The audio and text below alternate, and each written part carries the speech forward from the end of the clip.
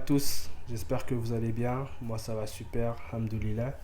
Alors, nouveau format, donc chaque semaine je vais essayer de faire des petites vidéos courtes, 5-10 minutes, maximum 15 minutes. Donc pour parler, en fait j'ai énormément de questions sur Twitter. Des fois j'ai des questions qui sont, on va dire, redondantes. Plusieurs personnes vont me la poser. Et je me suis dit, je vais faire des petites vidéos, je vais les mettre sur ma chaîne, je vais répondre et ça va créer en fait, je vais créer du contenu dessus quoi. C'est au lieu de répondre à chacun, tout sera documenté. Donc chaque semaine, je vais essayer de faire ce petit format-là. Et aujourd'hui, je vais prendre la question du comment je trouve, comment je trouve l'inspiration pour mes projets personnels, comment je trouve l'idée et on va dire comment j'exécute.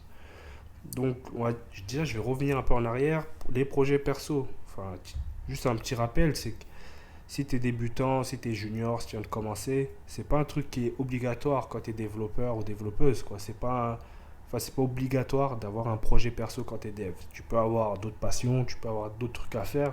Il faut pas te mettre la pression à te dire que je n'ai pas de projet perso, je suis pas dev, je suis pas comme les autres. Je travaille avec des devs qui sont là, qui ont 10 ans, 15 ans, 20 ans d'expérience et aucun d'eux n'a de projet perso. C'est moi, je pense, le plus jeune développeur qui ait énormément de projets perso. Donc voilà, ça veut rien dire. C'est faites comme bon vous semble et pas de pression. Donc juste pour revenir aussi, les projets perso, j'ai commencé moi quand je cherchais une alternance. En fait, tu voyais partout projet perso, c'est un truc qui peut t'aider à trouver ton alternance, tous ces trucs-là. Et en fait, je trouve un cours sur Udemy, Vue.js. Je décide d'apprendre Vue.js parce que l'entreprise où je devais aller faire mon alternance travaille sur cette techno. Donc je commence le tuto et en fait c'était une espèce de marketplace. En gros, des utilisateurs s'inscrivaient, mettaient leur profil avec leurs réseaux sociaux. Tu pouvais les contacter. Je sais plus c'était quoi exactement, mais de là je me suis dit ce serait bien de faire de le dériver en fait en plateforme de mentorat. Donc voilà le truc. Ma plateforme de mentorat, c'est pas un truc que j'écris vraiment de A à Z. C'est que j'ai suivi un tuto, je l'ai adapté et je l'ai sorti. Et en fait, dès que je le sors, j'étais déjà sur Twitter 2019 par là. Je vois que ça prend bien, j'ai eu des bons retours. J'ai en 2 semaines par là 20-25 devs qui s'inscrivent. Donc voilà, je sens qu'il y a quelque chose, ça en parle bien sur LinkedIn et tout.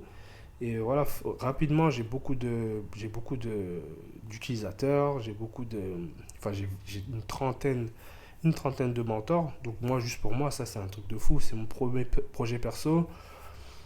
Tu as des devs qui sont beaucoup, beaucoup plus expérimentés que moi, qui viennent s'inscrire sur l'outil que j'ai fait. Donc voilà, ça m'a mis une grosse confiance. Et on va dire, c'est un super truc pour commencer. Et puis même en entretien, c'est un truc que tu sors. Ouais, j'ai 30. Moi, j'ai que 1 an d'expérience. J'ai 30 devs qui sont inscrits sur la plateforme. Ils ont des tant d'années d'expérience, tout ça. Les recruteurs en face, c'est pas qu'ils sont étonnés ou choqués ou quoi, mais c'est que voilà, ça montre que tu peux monter des petits produits, tu peux ramener les gens te font confiance, tout ça. Donc voilà, on va dire que ça a commencé plutôt comme ça, à titre éducatif. Moi, c'était plus pour progresser quand je faisais des projets perso. Euh, L'application de foot avec l'API, pareil, c'est juste pour toucher la techno, progresser. Et en fait, moi, on va dire, ça fait 1 an par là que j'ai commencé à essayer de monétiser des projets. Je me suis dit, je sais faire des projets. Si je peux essayer de les monétiser, si ça monétise, c'est lourd. Sinon, tant pis, j'ai appris et je peux avancer sur un autre projet ou même essayer de vendre ce truc-là. Et en fait, décembre, je crois, je tombe sur je tombe sur un tweet de Victor Bigfield sur Twitter. Donc, en gros, c'est un Frenchie qui tweet en anglais. Et j'aime énormément son contenu. C'est toujours du contenu indie hacker, entrepreneuriat, tous ces trucs-là. Et je kiffe. En fait, là, c'est un petit challenge. 30 days building public. Donc en 30 jours, essayer de faire un produit et à la fin de le monétiser. Ouais, j'ai vu le challenge, moi ça m'a grave parlé. Moi j'aime ces petits challenges-là, 30 jours. Tu te dis un mois, c'est short. Bam, faire du marketing, créer le produit, essayer de le partager, tous ces trucs-là. Donc je me lance et je crois que le premier produit que j'ai fait, c'était un gestionnaire de bookmark sur Twitter. Parce qu'en fait, avant cette nouvelle version où tu peux gérer maintenant tes bookmarks, tes signets, les gérer par dossier, les classer, tout ça. Avant, c'était n'importe quoi, c'était juste une liste et voilà, c'était chaud pour te retrouver. Donc j'ai pris l'API Twitter, Next.js je pense, j'ai bricolé un petit truc, tu pouvais créer des petites catégories pour tes signets, les rechercher, les trier, tout ça. Et je pense que j'ai eu une trentaine d'utilisateurs. Bon, je pense pas que j'ai fait d'euros avec. J'ai pas dû faire d'euros, j'ai pas fait de chiffres avec ça, mais juste avoir des utilisateurs, moi, ça m'a grave fait kiffer que des gens viennent utiliser, des gens de partout, tout ça. Et dès là, j'ai commencé à enchaîner. J'ai enchaîné avec CloudUp, le LinkedIn Bio, comme Linktree là. Et en fait, on va dire le point commun de tous ces projets-là, c'est que c'est des choses, des problèmes, on va dire, qui m'impactent. Par exemple, les bookmarks, c'est un truc qui m'impacte. Du coup, j'ai envie de résoudre un problème qui m'impacte et je sais que ce problème-là, d'autres personnes l'ont. Moi, quand je pars sur un projet perso, c'est pas, en fait, je pars jamais dans l'optique, je vais faire, je sais pas, 100K le mois, 500 euros le mois. Moi, je pars vraiment dans l'optique où je vais m'amuser déjà, je vais kiffer, je vais apprendre et je vais résoudre mon problème. C'est un truc que j'ai envie de résoudre. Donc, on va dire, j'ai ma vision de la chose, bam, bam, bam. C'est pas, enfin, si tu vois, enfin, si j'essaie de build un truc juste pour faire des sous, alors que je j'ai pas ce problème-là, je sais même pas comment, enfin que ça m'impacte pas, je pense que ça sera plus compliqué. Donc vraiment, je pars de mon problème et après, beaucoup de partage parce que si tu builds un truc et que, on va dire, enfin, c'est que toi qui, personne n'est au courant de la chose, c'est un peu compliqué. Mais on va dire que ça m'aide à avoir une grosse audience pour partager tous mes projets. Mais grosse audience, ça ne veut pas dire gros chiffres. Ça parce que j'ai une grosse audience que quand je vais partager quelque chose, les gens vont l'acheter. Si tu résous leurs problèmes, les gens achèteront. Mais si c'est pas parce que tu as, je sais pas, 20, 30, 50, 60K sur Twitter que je vais l'acheter directement ton produit, quoi. Faut bosser, marketing comme tout le monde. Mais voilà, beaucoup partager, essayer de partager. De s'intéresser vraiment au marketing. Par exemple, je prends le cas de la plateforme Coding Challenge que j'ai faite, donc en janvier là, 2024. Pareil, je me lance. Enfin, quand je me lance dedans, je me lance 2 3 semaines de dev. J'aime pas dev longtemps parce qu'après ça devient chiant. Quand tu dev trop longtemps un projet, ça devient chiant. Et en fait, ce projet-là, je me suis dit, avant de me lancer dans le dev, je vais faire du marketing. Donc, je fais mon marketing, je fais une landing page, je communique dessus. Je mets un prix pour les early adopters, comme on dit, donc les personnes qui achètent l'accès avant tout le monde, avant que le produit sorte. Donc, je mets un prix, je pense, 50 60 euros. Et en fait, en 2 3 semaines, j'ai fait plus de 2K avec ce produit-là. Donc, voilà. Dès que tu vois que les ventes, elles commencent à. Enfin, tous les jours, tu as des notifications Stripe, tu te dis, waouh, là, on va dire, j'ai tapé dans le mille et que voilà, les gens ont ce problème-là. Donc, en gros, c'est quoi le Coding Challenge? C'est juste une plateforme où tu as un design à reproduire tous les jours avec différents outils front-end. Tu as du Vue.js, React, Svelte, HTML, CSS, JavaScript.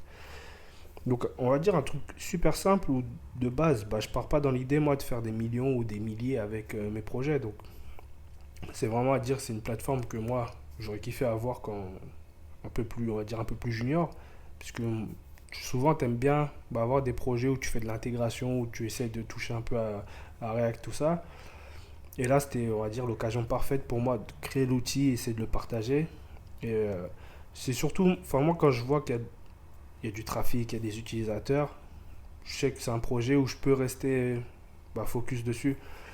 Et là, depuis janvier, j'ai toujours des utilisateurs, il faut continuer de faire du marketing, moins toucher au code, je ne touche plus à ce code-là, à part quand il y a des bugs, mais ce code-là, je ne touche plus. J'essaie parfois de faire, on va dire, des bonnes releases. Donc par exemple, j'avais un éditeur de code où je ne pouvais pas mettre de framework ou quoi. Je fais une grosse mise à jour, j'ai ajouté Vue.js, Svelte et React. Non, React, je l'avais déjà, mais j'ai pu rajouter d'autres outils. Et voilà, donc c'est un truc qui tourne tout seul. J'ai l'application prière. L'application prière, c'est un truc, on va dire, qui m'impacte parce que tu utilises des applications, des fois, il y a plein de pubs. Et en fait, ce que je répète toujours, c'est que moi, j'invente rien. Il ne faut pas venir me voir en me disant ça existe déjà. C'est pas mon problème. Je sais que ça existe et j'ai juste envie de faire mon outil. Je suis un dev. C'est comme, je sais pas, tu prends un charpentier, il aime bien construire, même s'il peut, il peut acheter un truc, tout fait. Moi, j'aime bien build. Je pense que quand je vois une application, je suis comme tous les devs. Je me dis, ça, je peux le faire comme ci, je peux le faire comme ça. Et c'est vraiment comme ça. C'est que je me dis, c'est un problème que j'ai, j'essaie de le résoudre. Et en résolvant mon problème, bah, je partage. Peut-être que ça trouvera quelqu'un qui aura le même problème. Il voudra payer, ou sinon, si c'est gratuit, bah, il l'utilise. Mais en gros, je sais que je suis pas le seul à avoir ces problèmes-là. Donc c'est vraiment comme ça. Il faut pas se prendre la tête à se dire, je vais réfléchir des heures, à faire des grands pitchs pour trouver l'idée. C'est vraiment, on va dire, un truc simple.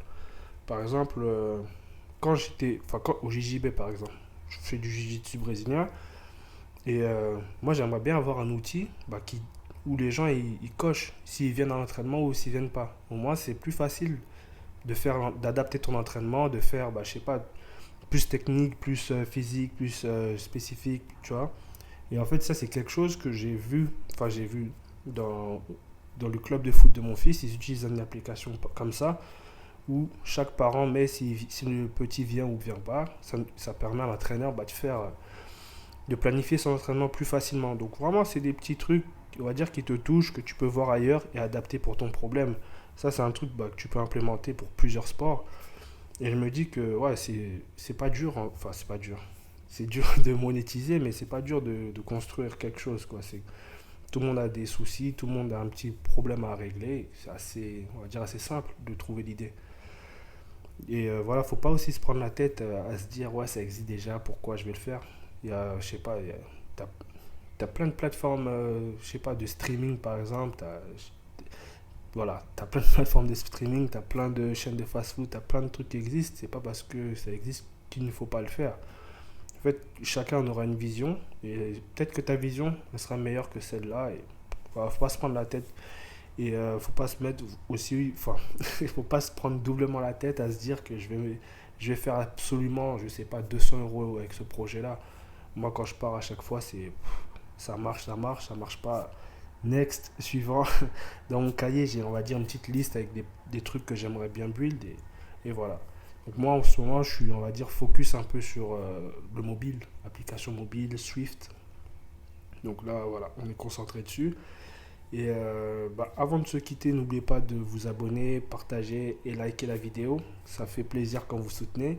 Et je vous dis la semaine prochaine, j'essaie de revenir pareil avec le même format, avec autre chose. Allez, bonne fin de journée à vous.